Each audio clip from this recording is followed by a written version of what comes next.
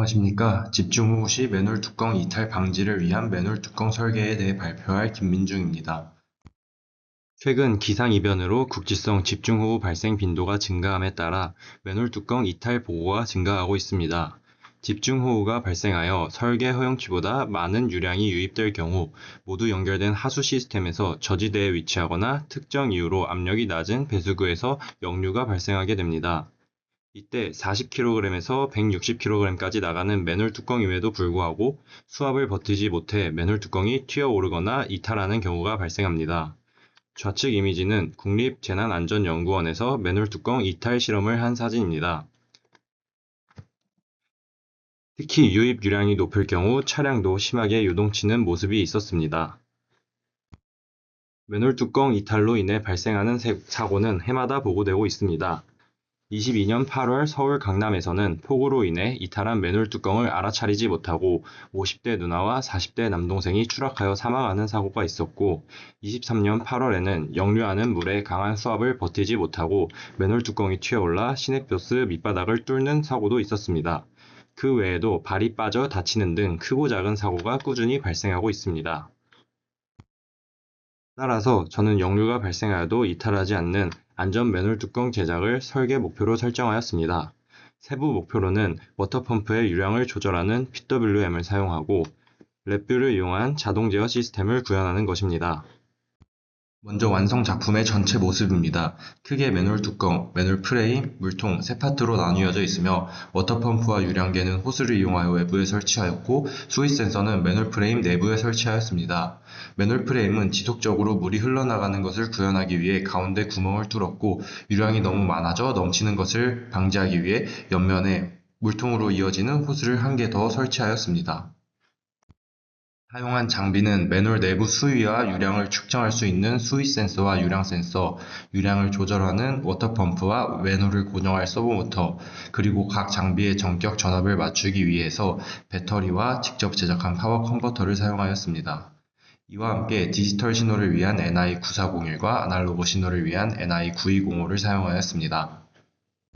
다음은 프론트 패널 구성입니다. 채널, 샘플링, 센서의 감도 등을 조절하는 왼쪽의 제어부와 상태를 출력하는 오른쪽의 상태 모니터 두 부분으로 나뉘었습니다.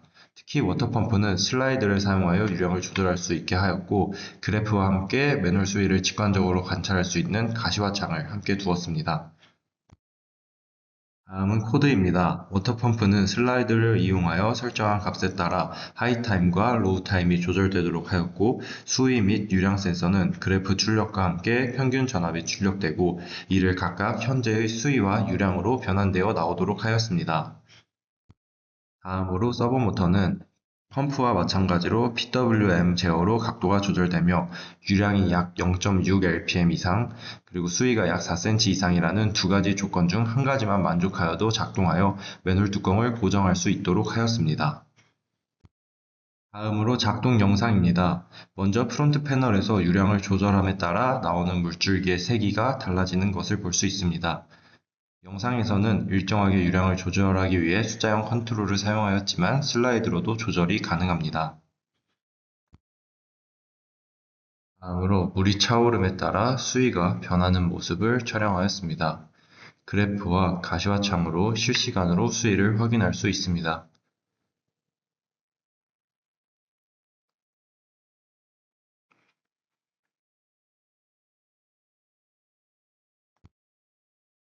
다음으로 서브모터 구동 모습입니다. 서브모터는 작동 조건을 만족하면 90도 회전하여 매놀 뚜껑을 고정하고 평소에는 0도를 유지합니다. 오른쪽 영상처럼 서브모터가 작동되었을 때는 매놀 뚜껑이 고정되고 작동하지 않았을 때는 매놀 뚜껑이 더 높게 올라가도록 설계하였습니다. 마지막으로 전체 구동 모습입니다. 노트북 모니터에서 유량을 조절하고 상태 모니터에서 실시간으로 변화하는 수위를 확인할 수 있습니다.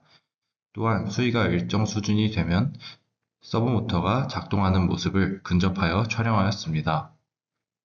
수위가 높아진 것은 영상 마지막 부분에 호스에서 물이 빠져나오는 것으로 알 수 있습니다.